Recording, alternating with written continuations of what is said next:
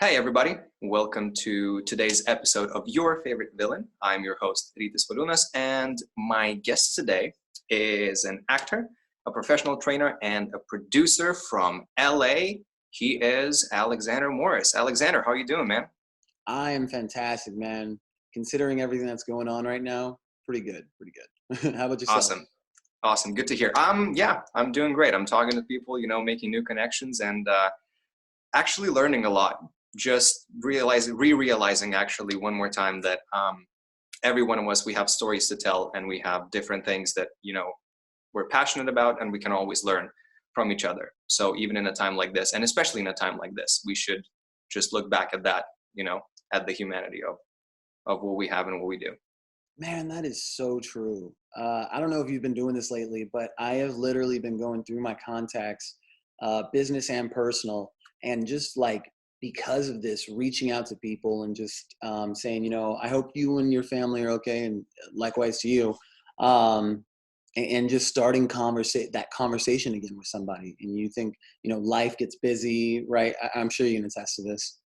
Oh yeah, absolutely. And it's funny you bring this up. I actually periodically used to do it like anyway, just like I would sit down somewhere and I would be like, I feel like something's off today. And I'm like, well, if I'm feeling like that, my friends can also feel like that. So I would just shoot out like 50 different messages to people like, hey, just want to check in. How are you doing? If you have time, let's talk.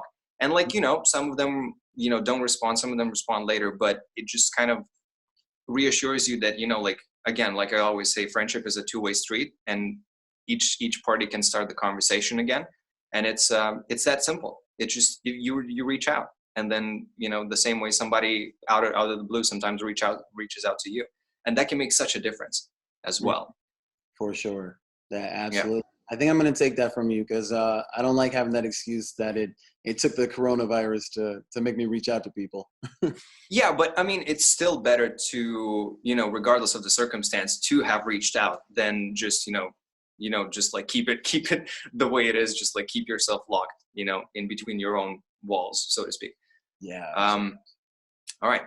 So let me ask you this, since I'm doing this entire research for the sake of me becoming the ultimate villain, who is your favorite villain of all time and why?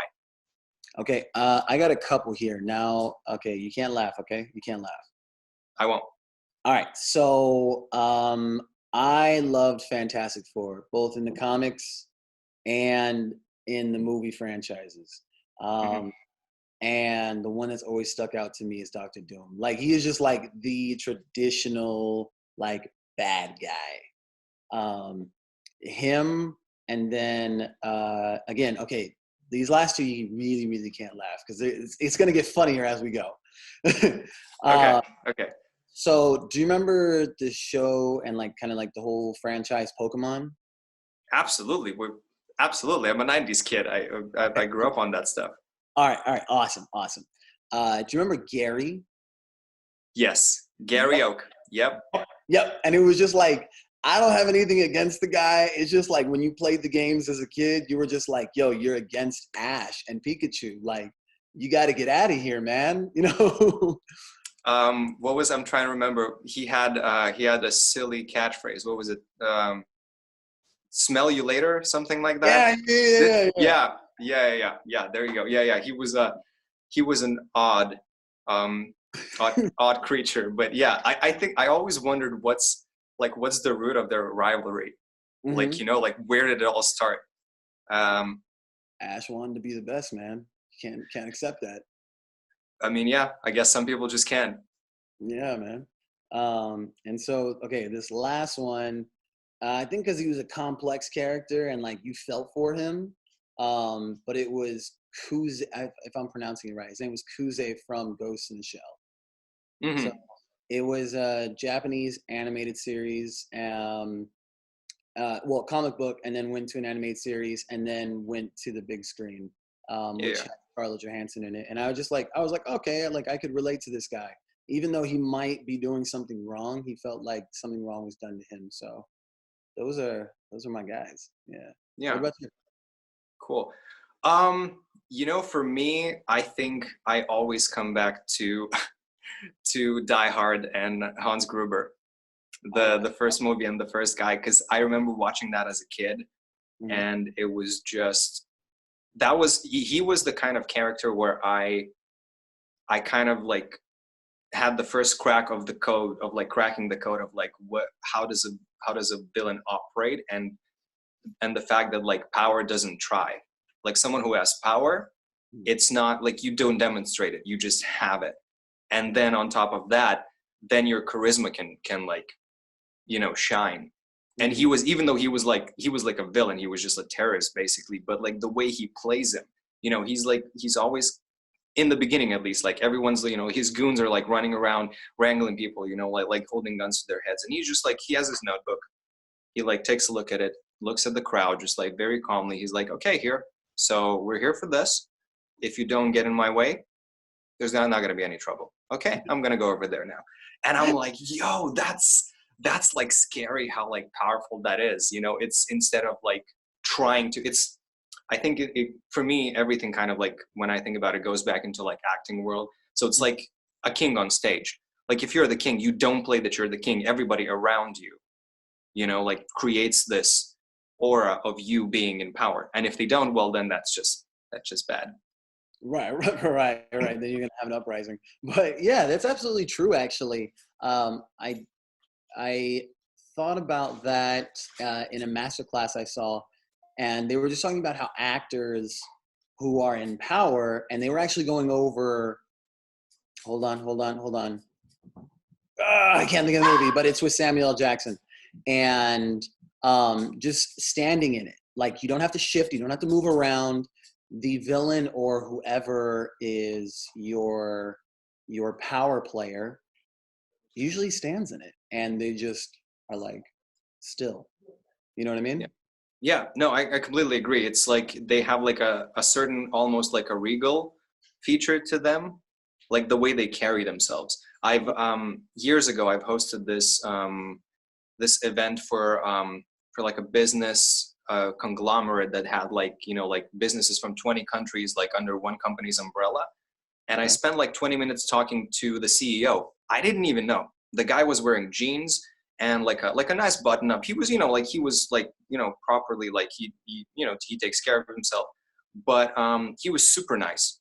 Like, and it never even, like if I wouldn't have noticed that he had like quality shoes on, like his watch was like, it was solid, like I would not have even thought about like, oh, this guy's like must be like somewhere, higher management or whatever. He was the CEO.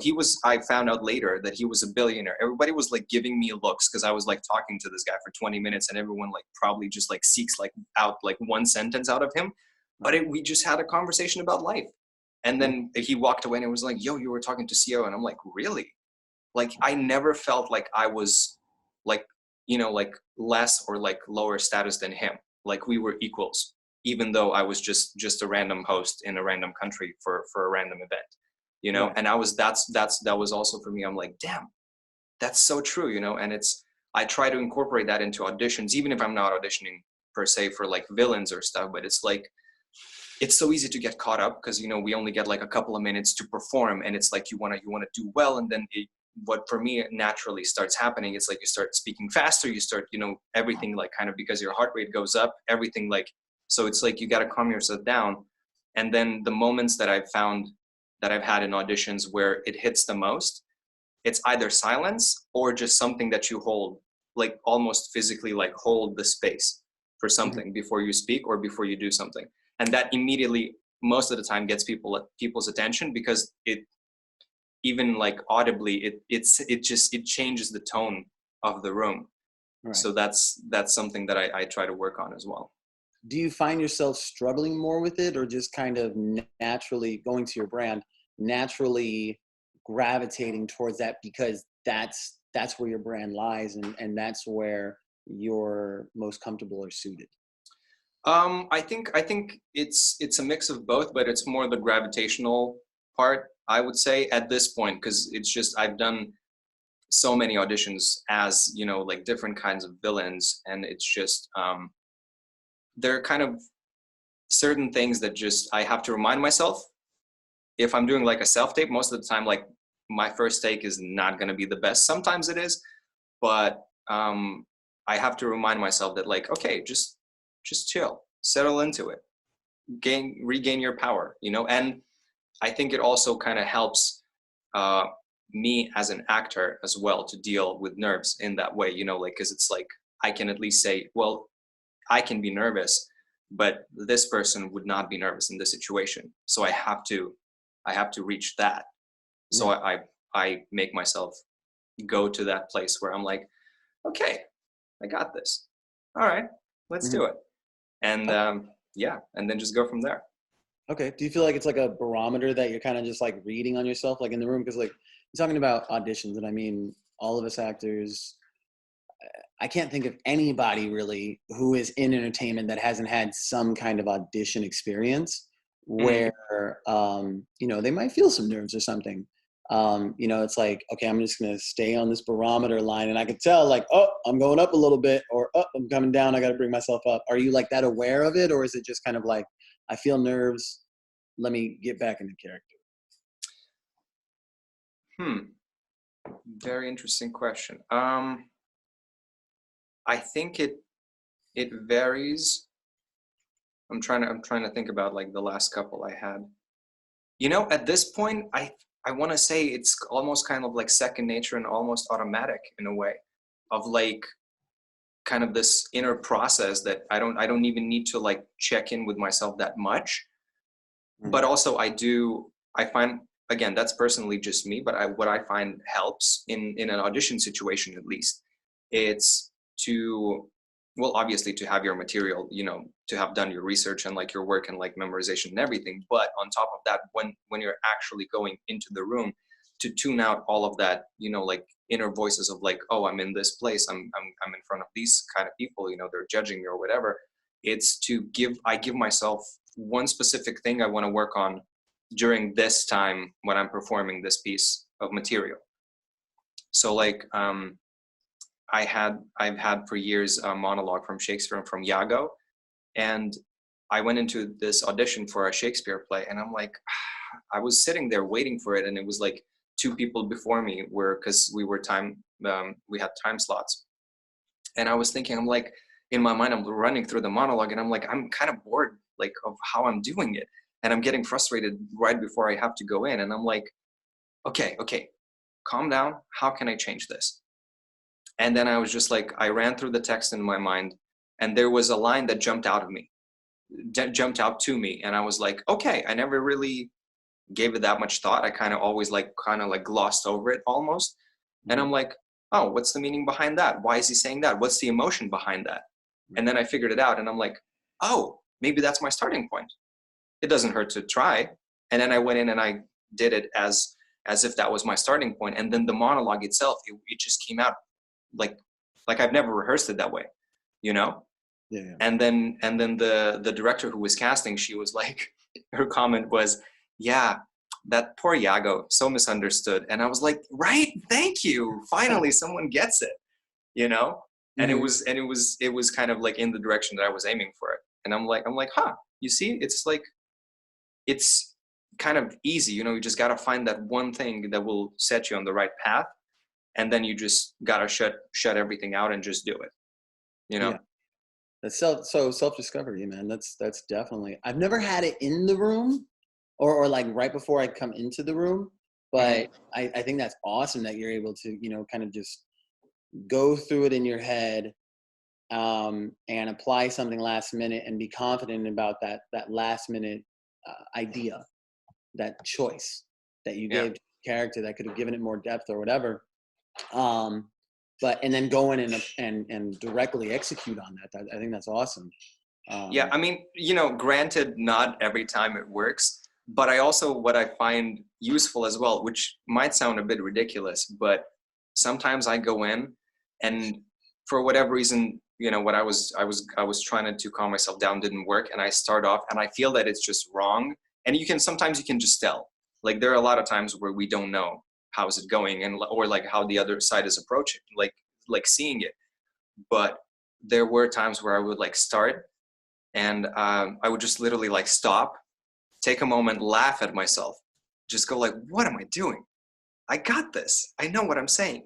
And then just go back into it and just have that moment, you know, even though you're technically like on the spot, it's, I find it, and it's, again, I did, when I was in acting school at the academy, we had this actor, Franklin Jella. He gave us like, he would come in like once a year and give us a master class of acting. And one of his things was like, don't forget to breathe. And he's like, there are nights, and there will be nights, especially if you're doing theater, for example, when you go on stage and like everything before your preparation, the things that you're used to doing to get yourself going, they're not going to happen because of this reason and this reason and that person and that, you know, that technical thing. And you're just going to go out on stage empty. But that doesn't mean that the work you've done before, it's not there. It's there. You just got to let it kick in.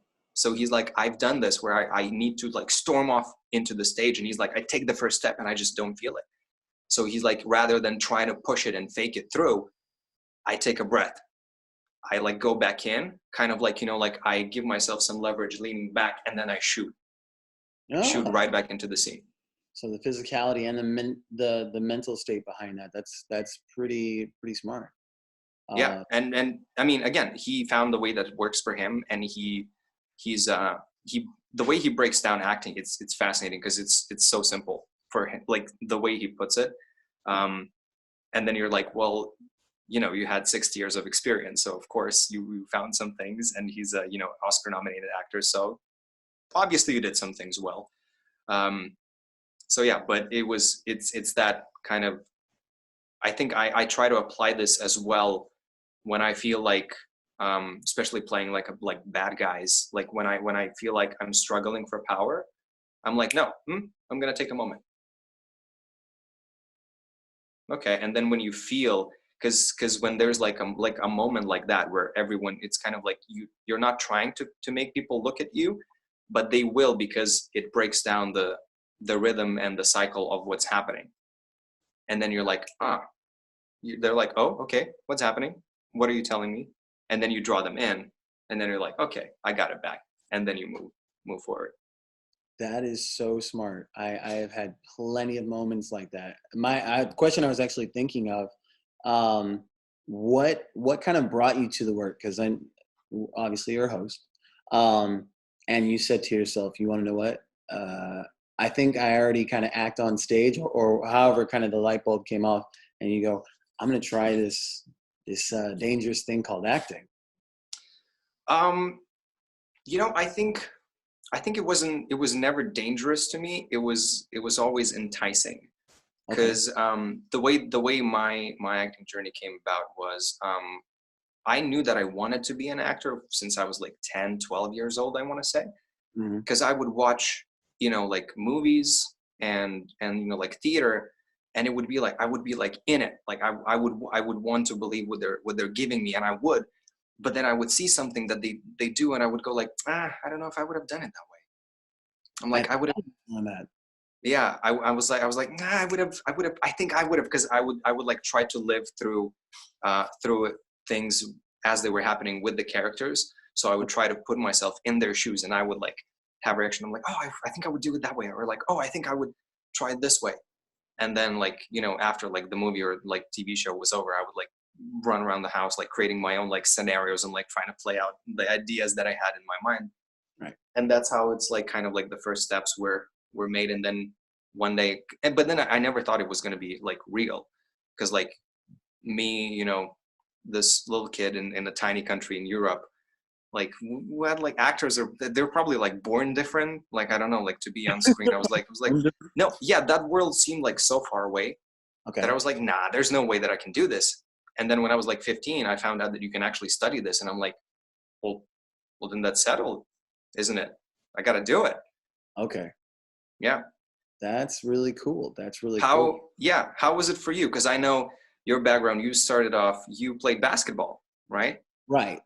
So on my podcast, I say I started in basketball and then fell for it. But really what happened was I would stay up really late. Like I would try and do it 7 days a week, but it was really tough. I mean, we're talking like third, fourth grade here.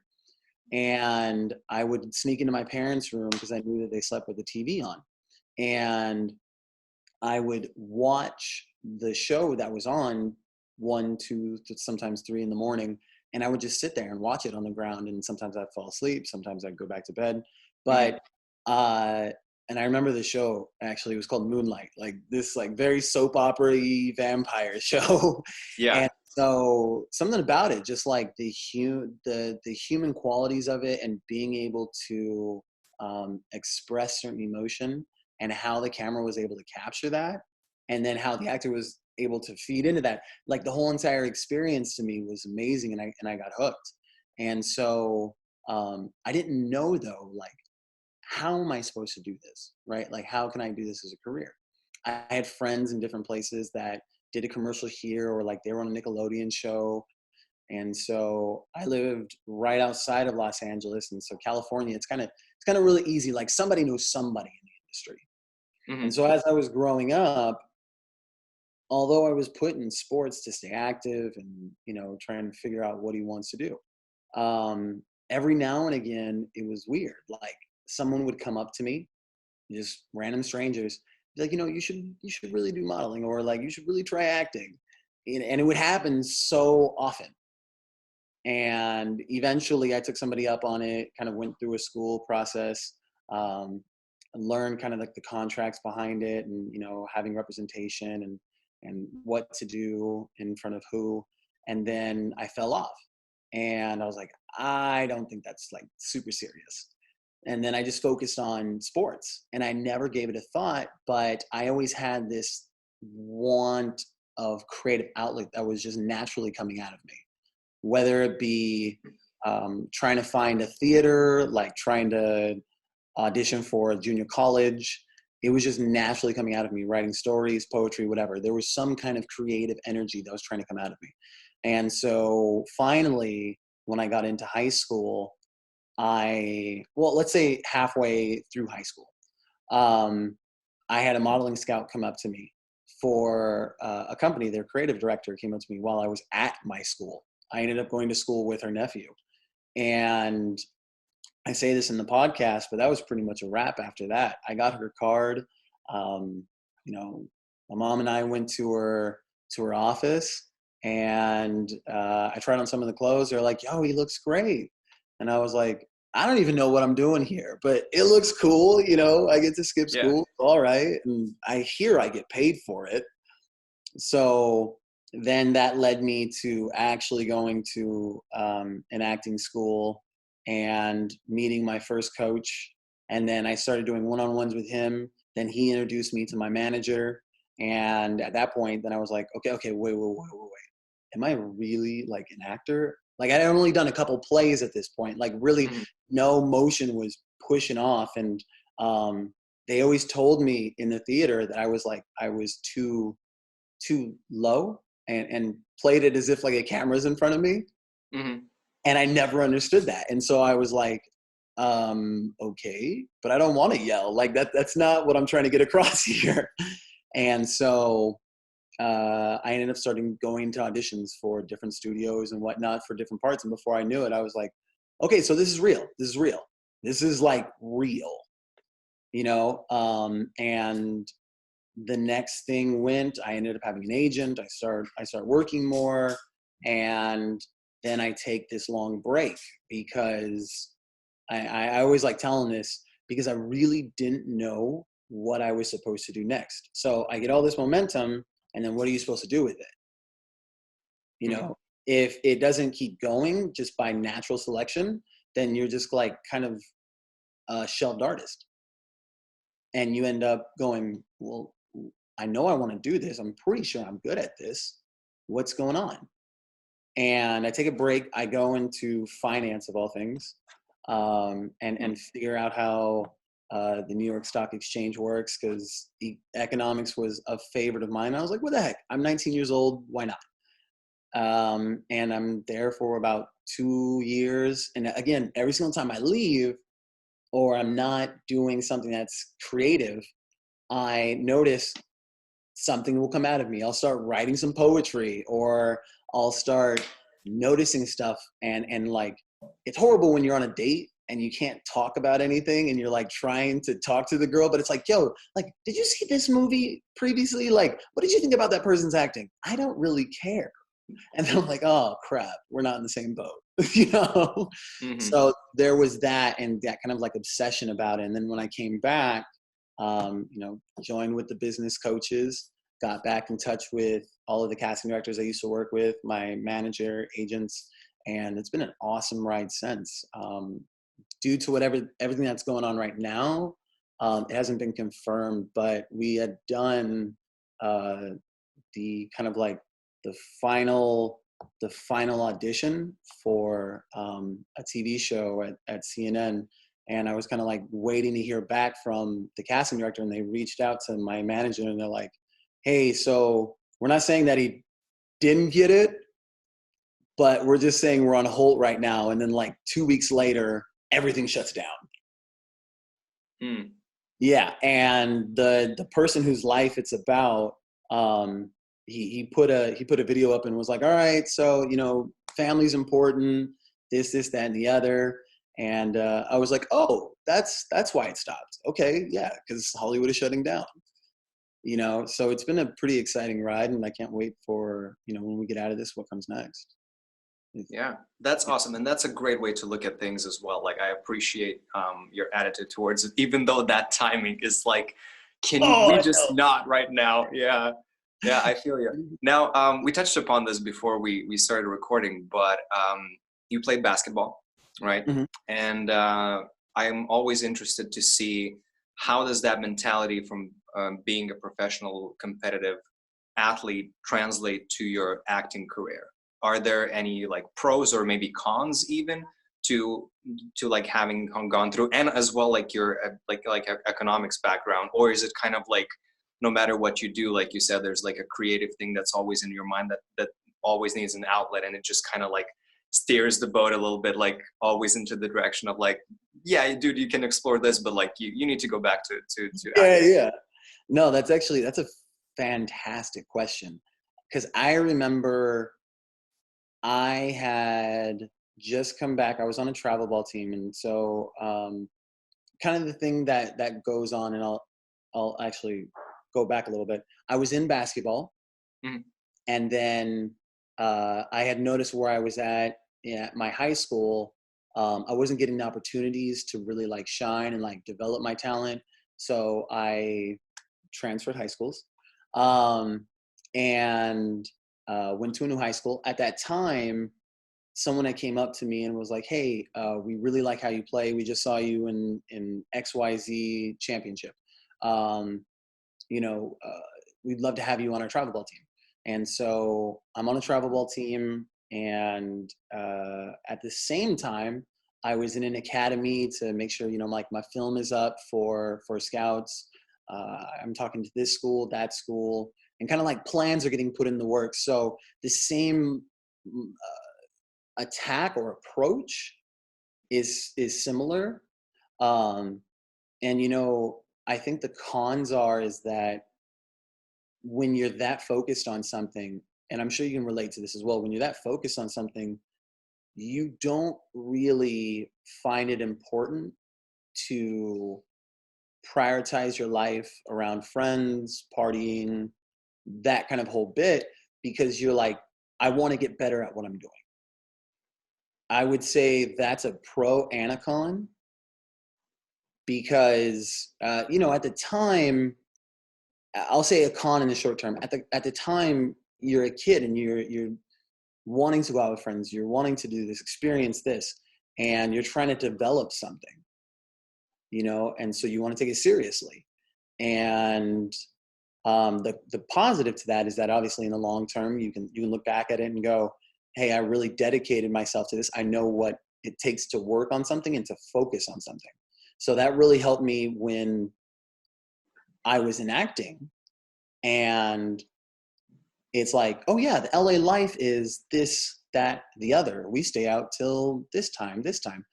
You go, okay, I think I know myself a little bit here. And if I have an audition in the morning, maybe I shouldn't be out this late. Mhm. That's at least when it comes to the kid mindset. And then, obviously as an adult, those habits just kind of solidify. Would say injuries suck. Injuries in sports, it's like, okay, it's not an if, it's a win, depending on your Mhm. sport. But in acting, I almost had to actually like hold off on any basketball playing for a little bit, because at one point I was going out for a movie and I had fractured my wrist because I was playing basketball. So like my arm's in a cast. How am I going to go to set? Right. Mhm. We have stuntmen for that. So that was really tough for me too. I remember doing a commercial where I had to do a lot of jumping into a pool from a high altitude, and they had stunt guys there for us. And I was like, what's the point of this? It didn't resonate. And I got mad because I was like, dude, why are you doing my job for me? So you have this pride that's naturally accepted on the court, and this aggression that's naturally accepted on the court because you want to win. But in the Hollywood business, you learn to be a little bit more tact with your approach. Hmm. So I'll say that's tough. Did you play sports? Well, I mean, I played, yard in the yard with friends. Like I never played professionally. But I was always fascinated because I would think, especially like basketball, Mhm. um, I think it translates really well. Basically any team sport, even like solo sports, maybe like, like tennis if you're playing singles, or like golf or some others, maybe it's different. But I think sports in general, if you're playing a team sport, like that's in a different kind of way and shape. That's what theater and film is. It's like a team effort anyway.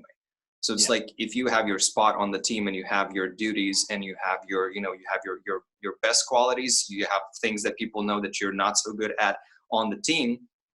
I would feel like that's the same kind of like a dynamic that you're like, okay, I'm good at this, I'm going to do that.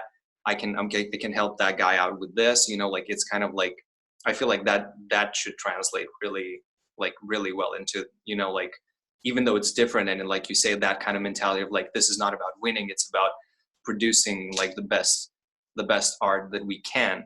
Hmm. But at the same time, it's like, I can try and, like nail a 3-pointer at the buzzer, but if my center is open at the rim and we're losing by one, like I can just pass it on to him, and then we get the result that we need. You So get, yeah. yeah, that's a huge one. And I played all sports. If I wasn't in season for basketball to stay in shape, I was on a team that was going across the country, and I was in school swim, football, all of these other sports. And one thing that is always a trip is understanding I can go to the gym if I'm not in a game. And I can work out, I can practice on my free throws, I can practice on my dribbling. That is a very like solo disciplined action. When you get into acting, I think the subtleties behind what you can do on a daily basis to not only develop your craft, but to develop your relationships is not so forthcoming and not so obvious. I think that's a big con, because you're like, okay, if I own a basketball, I could practice right now, right? I can get off the phone with you and not have to move from the seat and be like, hold on, or keep you on the phone, and just dribble, right? And that's positive. So obvious stuff like that. Oh, and there is a positive, but it's very shallow. It helps to come from sports because you know how to work out. So if you have to get in shape for something, you're like, okay, I've done this before. Like if I have to go run 3 miles, that's okay. I've done it. Yeah, no, absolutely. And then that kind of like how you transitioned. I mean, how did you transition to being a personal trainer as well as someone who used to play sports? How did that happen? Good question. So again, this one happened just because I kept asking questions. I kept asking questions, and when you keep asking the same questions, eventually they're going to get answered. And so I was asking my agents, I was like, hey, so I noticed when we were taking this picture or this picture, uh, you had like commented like, can you like trim that up a little bit, or like, fat. on some cases, you know, if I was having a bad week. But what are like some stuff that I can do? You know, what are the exact workouts? I remember asking coaches, what are some workouts that I can do to get stronger so that I can play better on the court, take a better beating? Obviously, it was a little different going into acting, but I always would take friends into the gym and I'd be like, okay, so this is what I know that I'm doing. You know, like my uncle showed me this, or we did this in track or whatever it was. I'd remember it. And I go, you want to work out with me? And that would just kind of like lead us into conversation and bring us closer as friends. And then I was like getting real comfortable with it, starting to work out on my own. And then I would go, hey, whoever I was dating at the time, do you want to go work out together? And then I noticed, oh, like getting some good muscle there, you know, like you're looking good, you know? So like, obviously something's working and I'm like half-assing this. So maybe there's something to this. And then I started looking at getting some certifications and understanding how the body works, and our nerves are very intertwined, and sensitive areas, mistakes that people get while working out, because there's a high percentage chance of injury. And so then I was like, okay, if I can fit this into the schedule, then awesome. If I can't, then we're gonna have to figure something else out. But I, you know, worked in a couple of gyms, and then I got out of that and I started going online, and it freed up a lot of my schedule because you're not having to drive. I mean, that's simple, you know, that's cool. So now it's just, I love it because I get to change people's lives, and it's come from a background of just wanting to know what I can do. That's the reason why we come into the gym. I know my doctor tells me I'm supposed to be this, that, and the other, right? I mean, we don't think about that being young, but truth is, that's like something normal for you to end up with in your 50s, right? Colon check, get your weight check. You know, like that's a guy. And it was always just, how can I be in front of the camera and look my best? And then that becomes my accountability, because I can't eat any cookies, right? True. Yeah. So that's kind of been my my journey as far as personal training goes, and how I've gotten to this point. It's always been about, I have had to be kept accountable because of what I do as my love and as my career. And I just wanted to know how to do it better. Like, obviously I was doing something wrong, so I wanted to never be in a situation where my body was the problem. Well, that's good. That's a good place to be in. And I feel like, you know, like anything, I try to approach life in general, since, you know, like acting is my passion number one. I think that everything that I can learn along the way, in some way, shape, or form, might benefit me as the actor. So working out, for sure, it's like, you know, you are accountable to your career, and, you know, to the way you look and everything. So it kind of all works out. Even when you said, you know, like you studied finance and like how the market works and everything, you know, like that can still, like, you know, can contribute, because, you know, one day you need to play a Wall Street jock, you know, who becomes a hero, and then boom, you're like, I'm there, I got this, like I know this life. It's like, and then you come in to audition and you know more than these other guys who are just, you know, show up because they fit physically the type, but you'll have the advantage of like the knowledge as well. So actually, that transitions to my next question. So as someone who has already had such a variety of like different paths that you're taking in, oh, and also, by the way, to our audience, if you want to work out with Alexander, he posts workout videos twice a day, 7 a.m. and 4 p.m., if I'm not mistaken. Yeah. All right. So definitely check it out. I know I will, because I need to, God knows. But so ultimately, like at the end of everything, what would you want your legacy to be? Like, what would you want to be, like, you know, like if people had to sum your life up in like a couple of sentences, what's the impact that you would like to leave with others? Okay.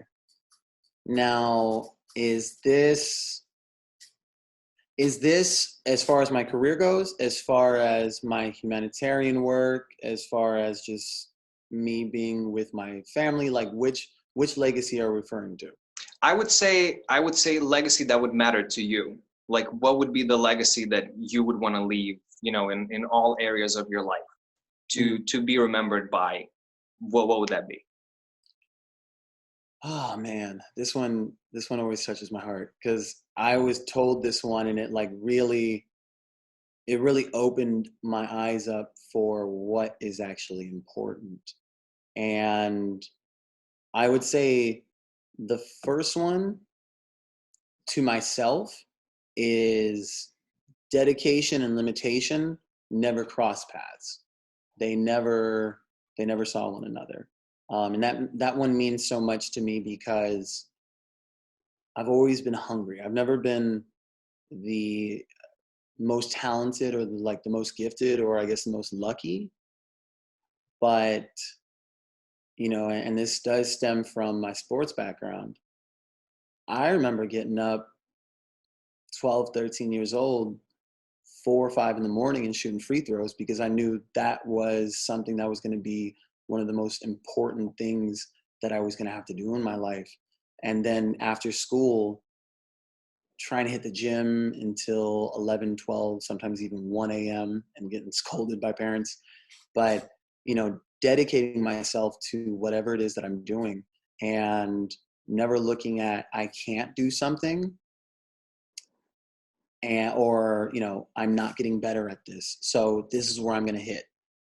As an actor, I think we can fall into that, and just getting the job, that's pretty special to a lot of actors.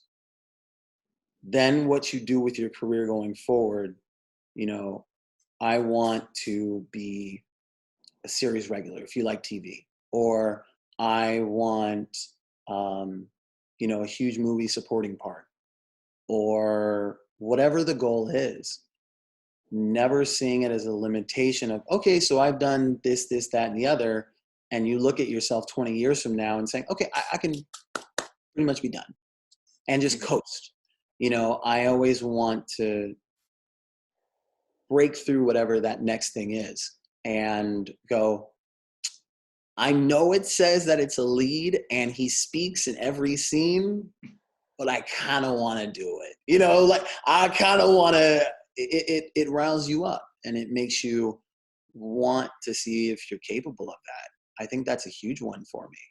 The second one being, and this would be if I have kids, because I'm still debating on that one. We got a long time, but I'm like, yo, this career is taking me some interesting places, so it'll be crazy to see if there's a family in there.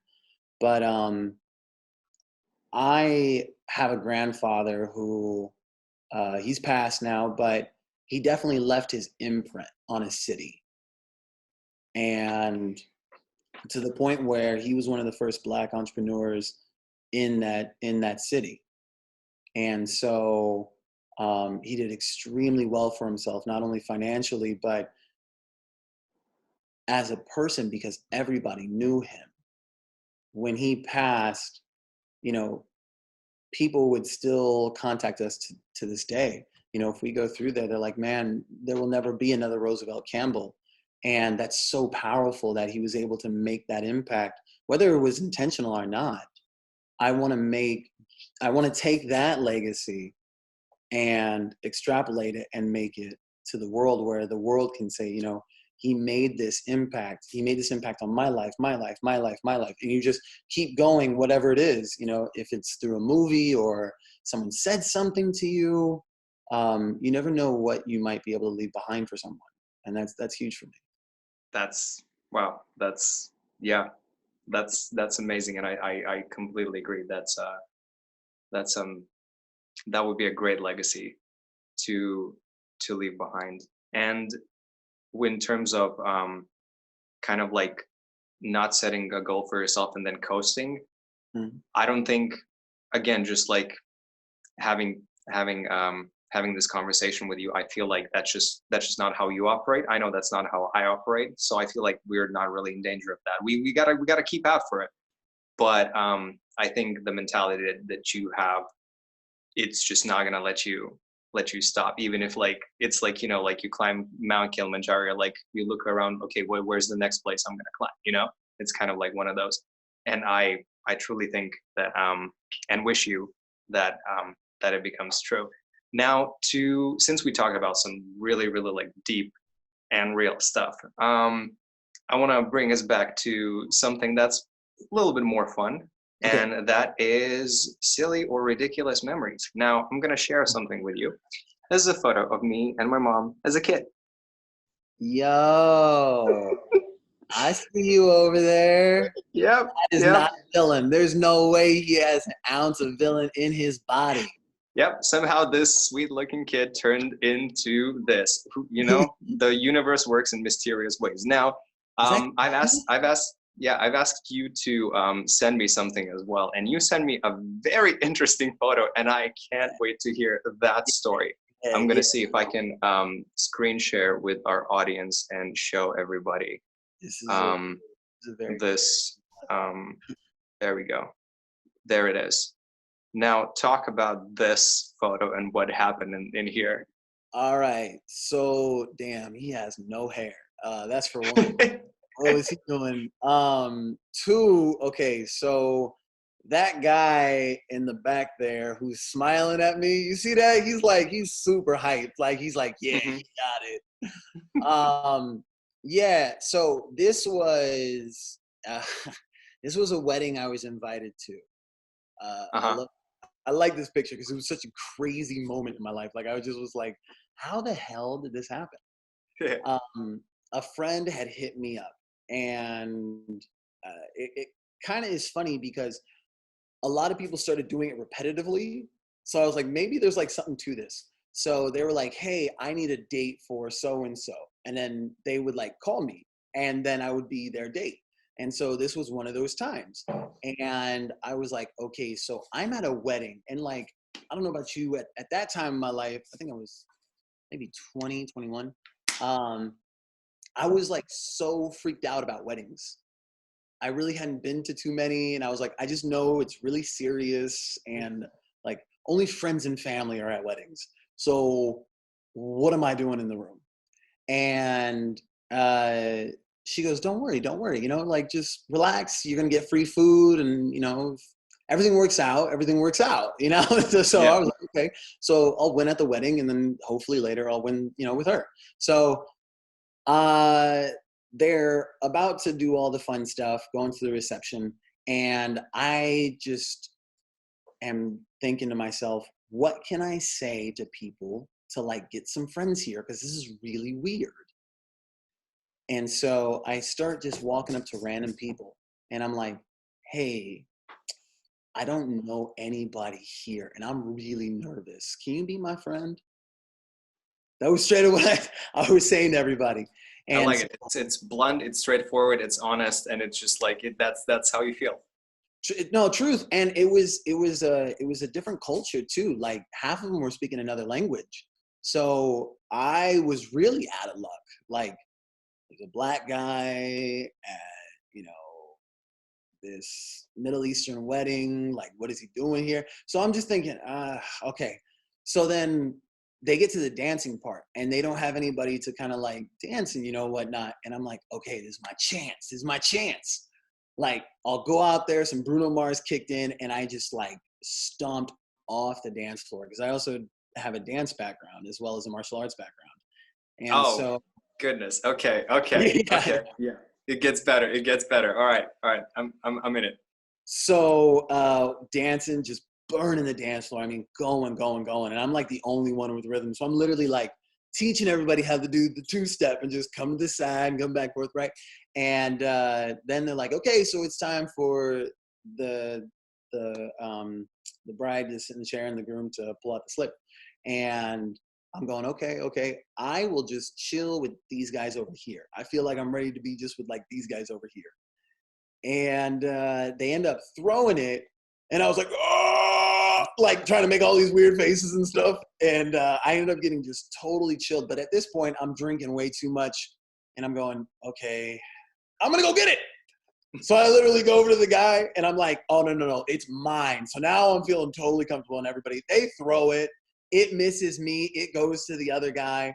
And then the bride comes up, takes it from that dude and is like, I liked you. And I took the thing and I was like, I don't know what this means, but I can't really. And then I end up in this situation where I'm like, who knew? And I'm holding it in my hand, like, because it was such a weird moment. I ended up being in more pictures than anybody else at that wedding, including the bride and the groom. That's oh, that's amazing. But I can actually picture that because you said you were how old, like 20, around 20, 19? Yeah. Yeah, so at that age, I was hosting wedding parties myself Ah, already. So I was also, but I was there on a different note. I was also like, this is so serious, and I'm like, I'm way too young to do this right now. But I'm like, well, I'm doing it, so I'm gonna do it. And I ended up having like a lot of fun with a lot of people. mm-hmm. But the you mentioned the photos. I wish I knew we were gonna go this route. I somewhere still have photos because like that would be it would be the same story. Like it would be like the bride and the groom and me somewhere somehow in the background where I least expect it. And there's this one photo where I don't remember what we were doing like some games and like the bride and groom had like some joke prizes for people who like did something, and one of the prizes was a shower handle. So there's this photo of me from like a backwards angle, just like standing. People are like you can see people laughing at the tables, and I'm just looking at the shower handle as if like, what is this? Yo. And it's just one of the photos from their wedding album. Like that photo made it into the album. Wow, and man. I was like, yo, I mean, I don't know what this is, but but hey, this is just stuff happens. And then they send me the photo, and of course we took, I always made sure to like take a photo with the bride and the groom. And some people, when like a very serious kind of like a stoic photo, I think with those people, we just made silly faces and we pretended that we were holding the photographer's camera in our hands as if we were taking like a selfie with a professional camera, so to speak. You got So that was, I mean, yeah. With the mostest, man. Yeah, no, listen, I've had some crowds of people where I would like literally pull out all of my tricks out of all of my sleeves, and everyone would just sit at the tables and go like, "Oh, okay, it's a wedding. I'm here." And there were some where I would just like I would go in, like do my first little bit, and people would just like start like dancing, and I'm like, now I understand why people do this. And it's like, it's not like, yes, it's a serious thing and it's like an important day, but also if people want to, it can bring people together like nothing else can. So yeah, but I'm just still laughing at the fact that you were basically a professional wedding crasher. I was legit. Yeah. That was a moment of my life. And I wanted to ask this question to you. I know it's made it easier to be in rooms, whether it be on like a studio lot, big audition, or if it's like a low budget. Those moments where I had to really just like break out of my shell. Otherwise, I'm going to feel terrible the whole entire night. It has helped me be able to just naturally speak with people. Has it done the same for you?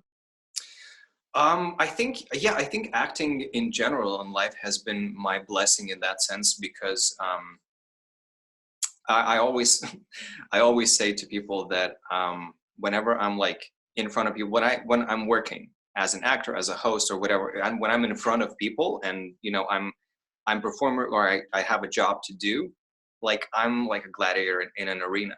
Like there's nothing that scares me. There's nothing that can stop me, and I know that this is my space. Like it's not like like someone technically like may own an arena or whatever, but this is my arena. And if you step into my arena, we're gonna figure out real fast what's what. Yep.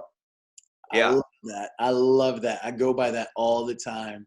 I just met some guys and I asked them, I go, so who out of your friend group, who do you think is gonna make it? We were on a cruise ship. Who do you think is gonna make it? And they had said somebody else. Hmm. And I was like, oh, no, no, no, no, no, no. If you ask me, I'm going to tell you it's me 100%. You know what I mean? Like this is this, you have to direct this as like, this is my space. I know it the best, and I'm gonna, nothing's gonna get in my way, and I'm gonna be the best at it. So I love that kind of attitude about that. About Yeah, I mean, yeah, I honestly don't really like know another way, which I feel like that kind of like that everything kind of works together in terms of like like my brand and everything. It's like that's where that confidence and that's where that kind of power comes in. Because I'm Mhm. like, this is so horrible to actually put out into the world, but whatever.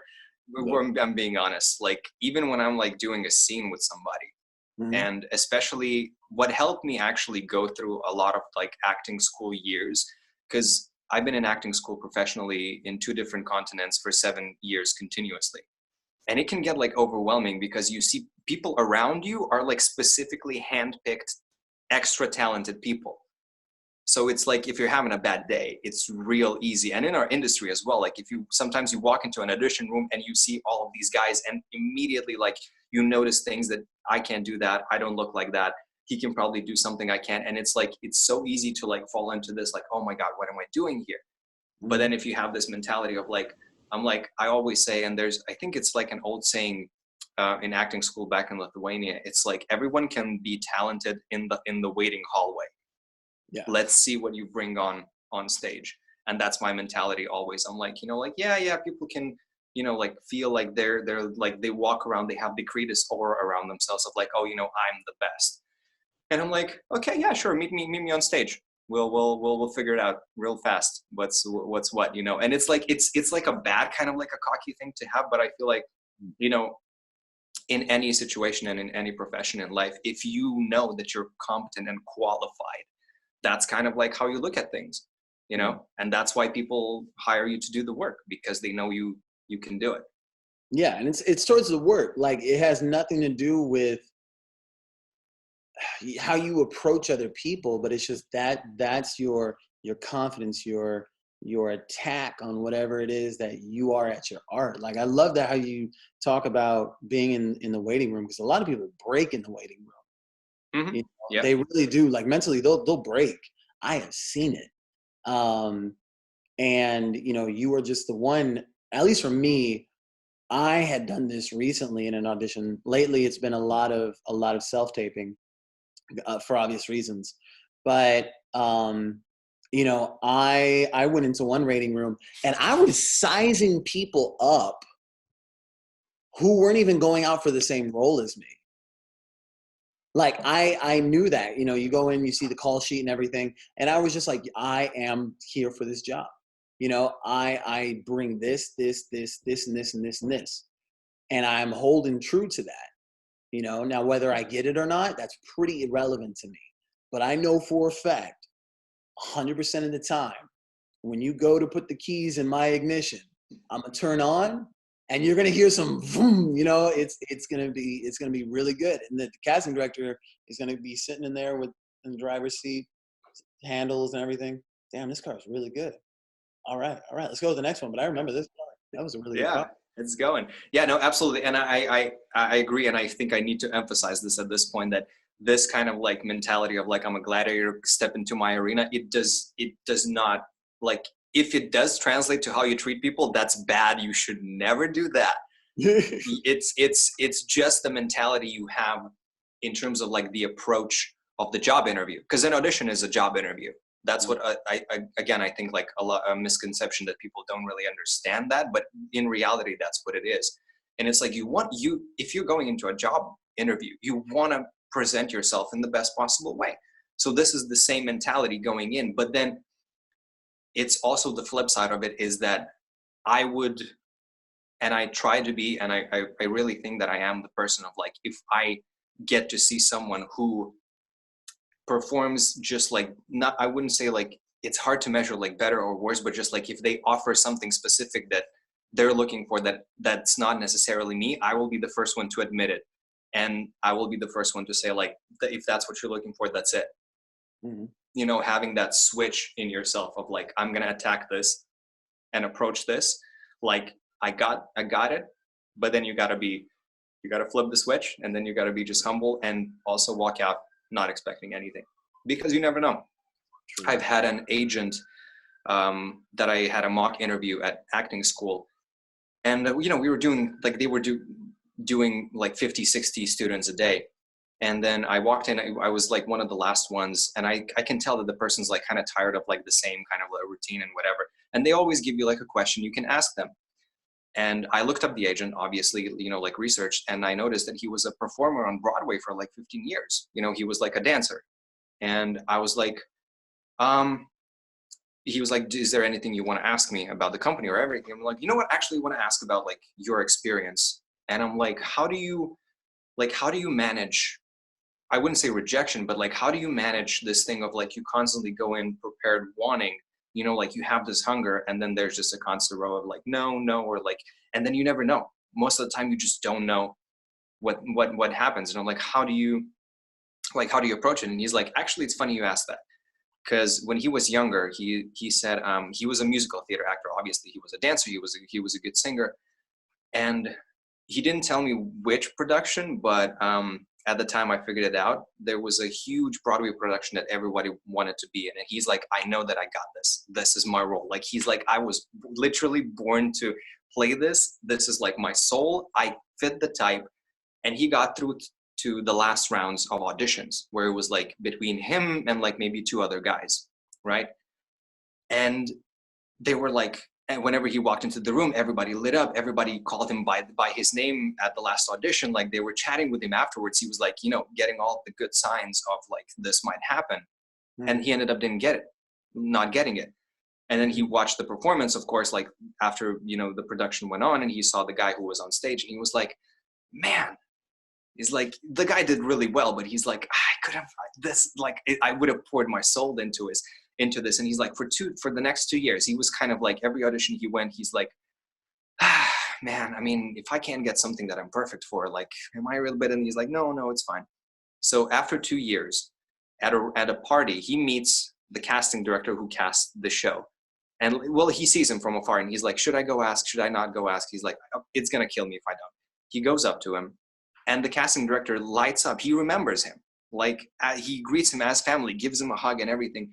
And he's like, the agent, he's like, I was shocked. I'm like, I didn't think he would remember after 2 years of like, producing like Broadway shows. And he's like, oh my God, we all loved you. He's like, well, how did it go? Did you get this other audition? And he's like, what? He's like, oh, didn't you audition for this other project that my friend was making? He was like, I recommended you for it. And then he started remembering that he did get another audition for a different project that he actually booked. And he's like, I didn't even know that he made that connection. He's like, oh my God, we wanted you so badly. And he's like, well, why didn't you get me?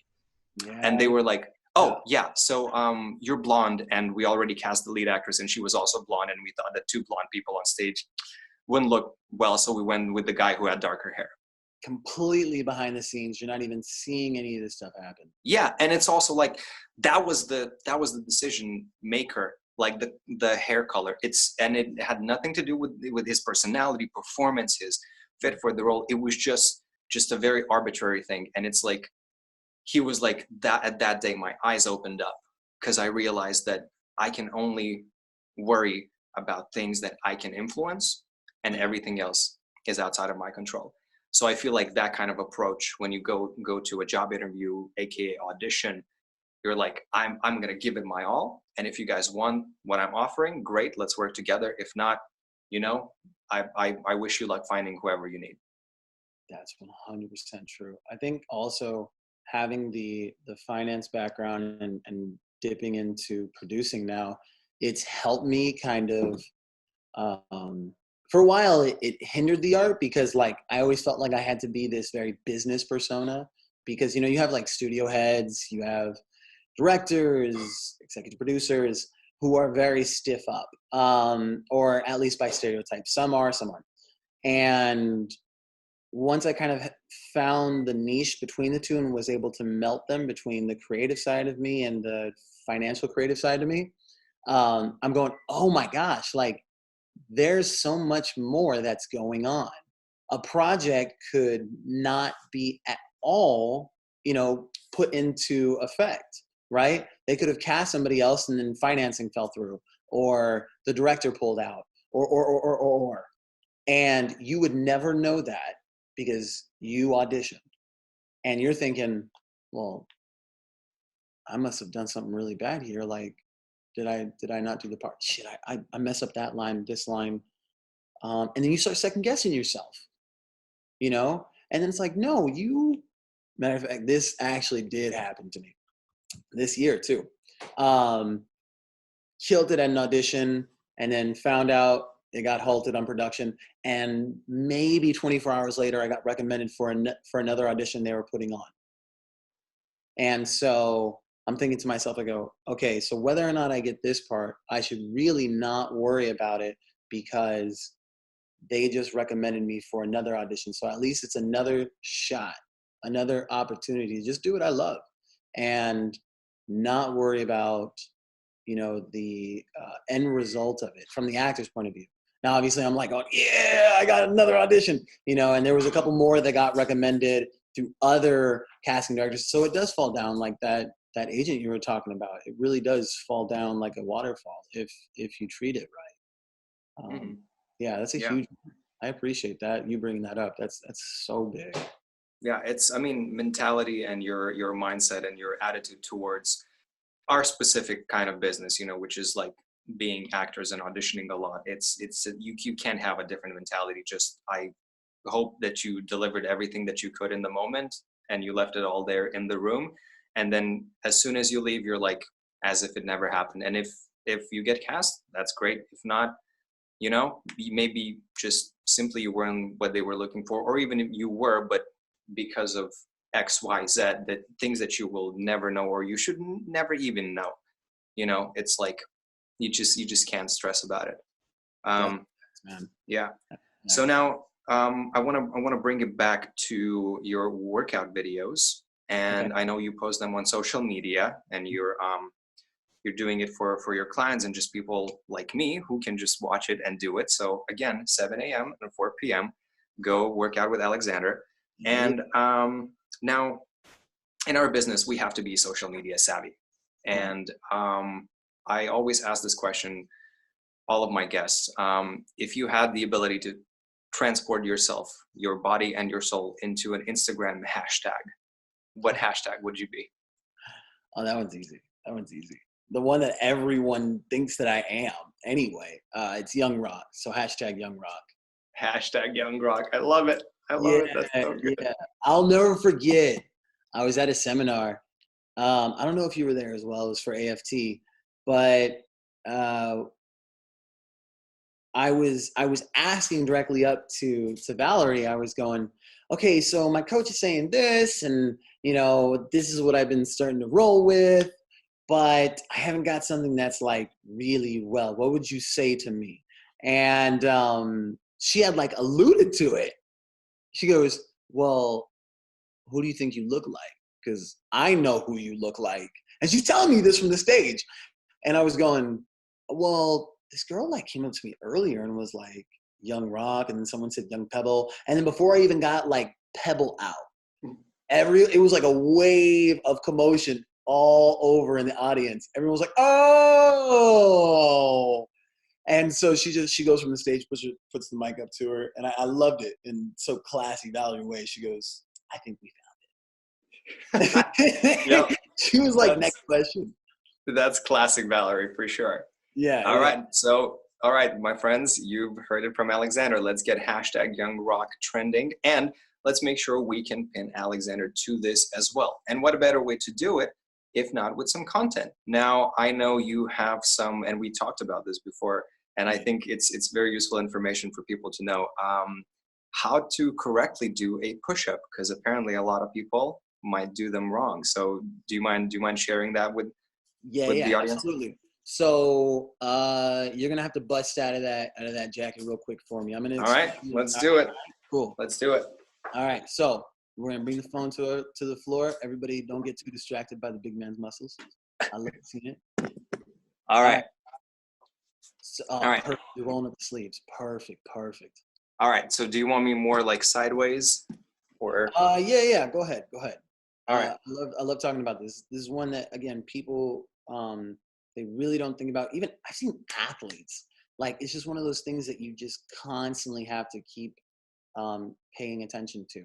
So go ahead into a plank position, which is just lifting your knees off the floor and being straight from head to toe. Okay. As if we're Okay. going to do a push-up. All right. And oh yeah, he's doing the push-up. I love it. So he just did a push-up. All right, everybody, Rytis just did a push-up. Now, one thing that people have a misconception about with push-ups, as long as I'm down on the ground and I go up and down, I'm good. Actually, that's not really true. We want to make sure that you are all in line here. So you want to look at your wrist and you want to put a finger to your shoulder. So while looking at your wrist, if you can line it up, or as we just say, align your shoulder with your wrist, you have less likely chance for any injuries in your shoulder blades or anything in the back going into your deltoid, your shoulders and your traps. So most people will have their shoulders behind and it will look really, really funny. So if you pull your shoulder back and try and do the push-up. Okay. All right. And then now if you make sure that your shoulder is aligned with your wrist and try to do it again, you'll start to notice it. So because there's a push-up challenge going around. Yeah. Let's see how many push-ups can you do? Okay. He's like, I'm really doing this. It's not going to be a lot because it's. I want to emphasize that it's late at night in New York, but let's see. All right, 1, 2, 3, 4, 5, 6, 7, 8, 9, 10, 11. He's going really good. 12. Big breath here. Big breath. Give me one more. 13. I'm going to do 13 push-ups.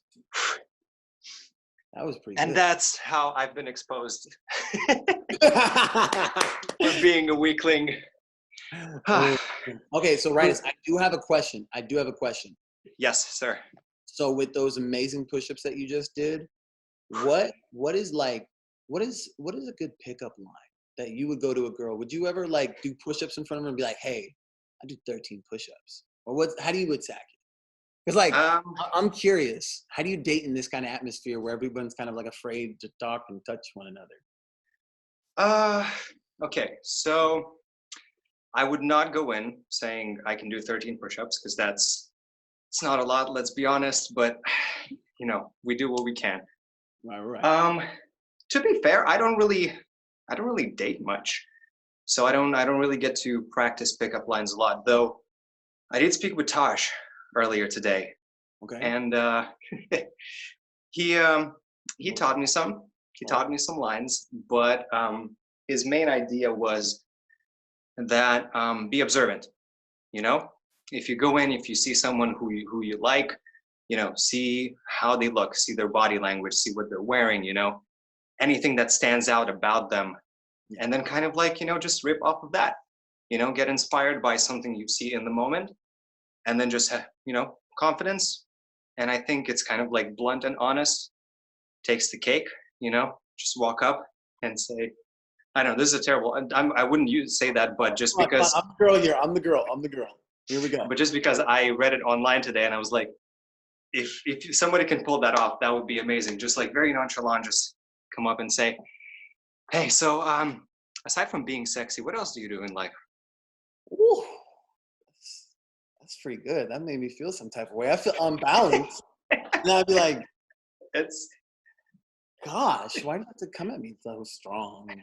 Yeah, it's all those push-ups, man. It's all in the push-ups. If I didn't do the push-ups before, it would not have happened that way. Push-ups, my man over here. I love that. I like that line. I've never been good with lines, so I don't know, man. I might have to rip that one. Do you kind of go also the same way, just observe and then just straight up natural to the point, whatever comes up, you just go talk?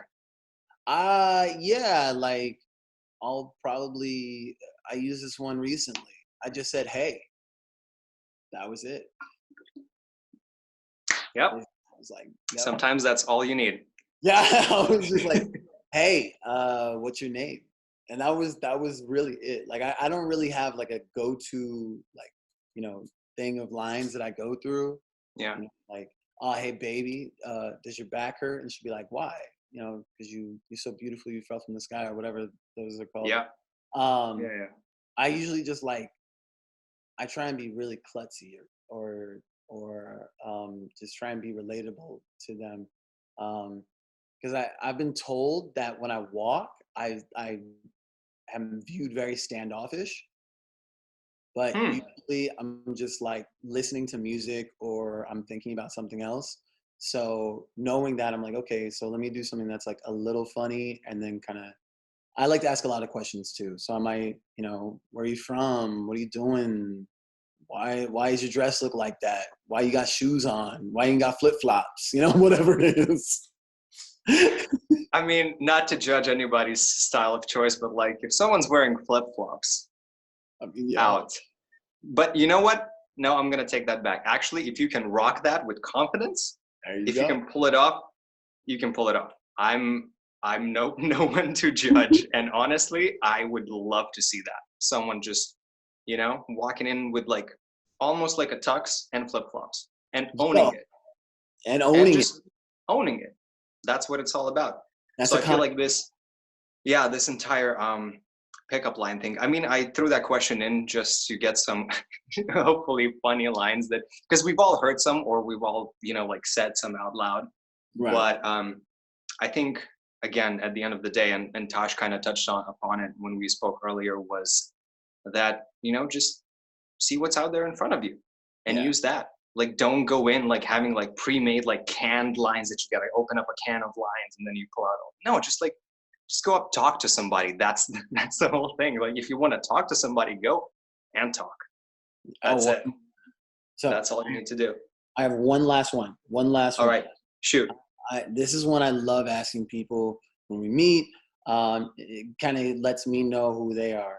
Uh, what was a moment that your gut was telling you something your brain wanted to believe otherwise, and everything was pointed away from the decision your gut was trying to do? Ooh, Yeah, yeah, yeah. That's why I saved it for last. yeah. The best for last, Yeah. quite literally. Um, no, it's a really dope question, and it's not an easy to answer. Like honestly, I think because Mhm. we want to believe. At least I do want to believe, and I honestly give a conscious effort to be more in tune with myself and like listen to Okay. this gut feeling. Um, but I think I would have to say it's all, you know, the biggest emotional scars I would say in life mostly come up from interactions with people and relationships. Yeah, I've had one where I was madly in love. Like I was just it was that was it was you know, we were like, and we were both kind of like in this space where like nothing else matters. Okay. Um, but there were a multitude of signs that were just like right in front of my face Yeah. saying like, dude, really think about this for a moment, like actually stop and think about this. But when you're in that kind of like, you know, like space where you feel like you're floating in the air, you're like, no, no, that's fine, no, it's just, it doesn't matter, like that's it's all good, it's all fine. Yeah. So yeah, that was and I actually did in that relationship, I did like at one point like put my foot to the ground and ended it Hmm. for the time being. But then we got back together, and that was the time when I didn't listen to my gut because I was like, Oh, I don't think this is a good idea. But like there is like so much chemistry and so much emotion and like so many things that seem to work around us. And I'm mhm. like, maybe I should. And I did. Looking back, hindsight is 2020, as we all know. Right, Would right. not have done it. Not a second time. No, Okay, it's a learning lesson. no. Good though. Yeah. How about you? Oh, 100%. 100%. I've had one both in business and in personal, where I took on too big of a task.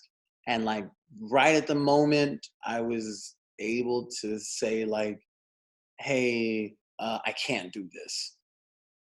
and my gut was telling me, and like I was kind of like secretly telling the other person that I couldn't do it. I was like, no, no, no, no, it will work out. It will work out. It will work out. And there was just like a lot at stake.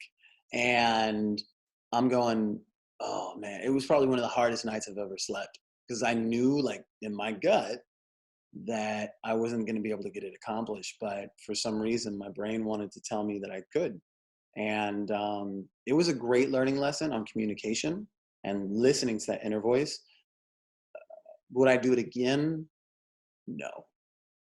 Like the same way? No. If I can go back and, say, listen to my gut, sure. But that's the whole point of learning.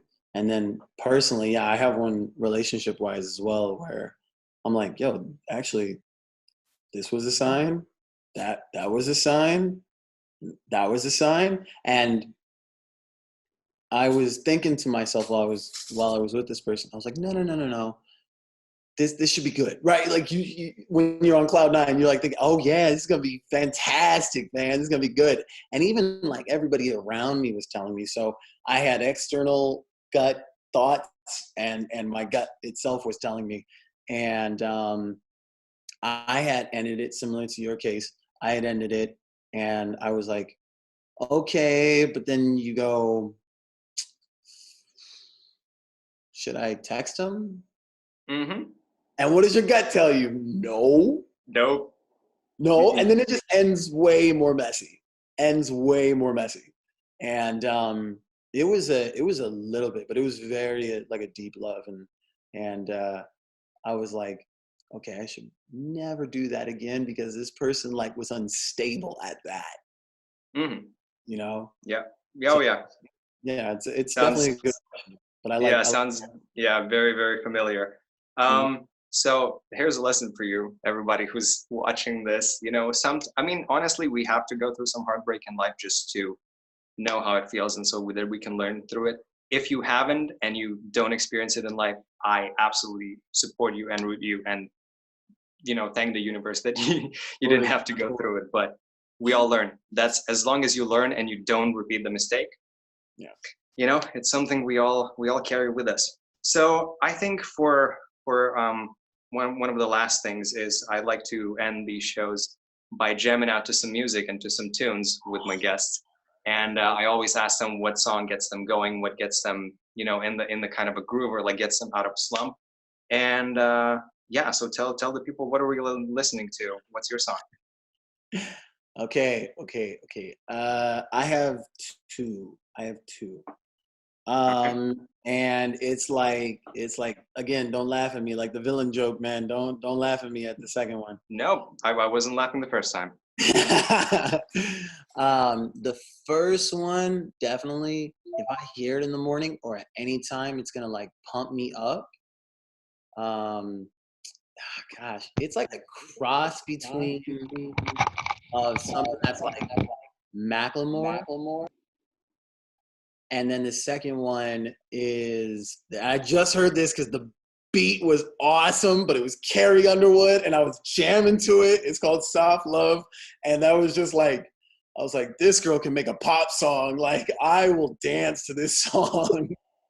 All right, so let me do a quick search on the internet. Carrie Underwood, Soft Love. Let's see.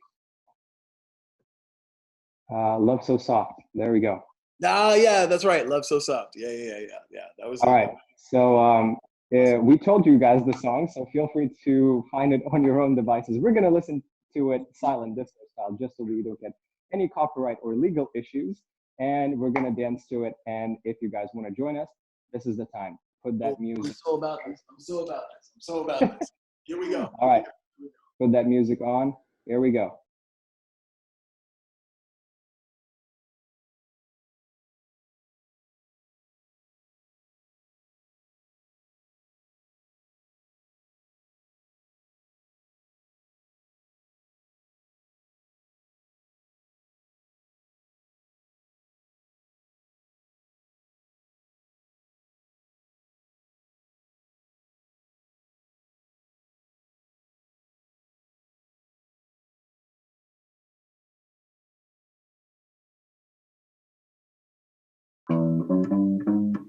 you.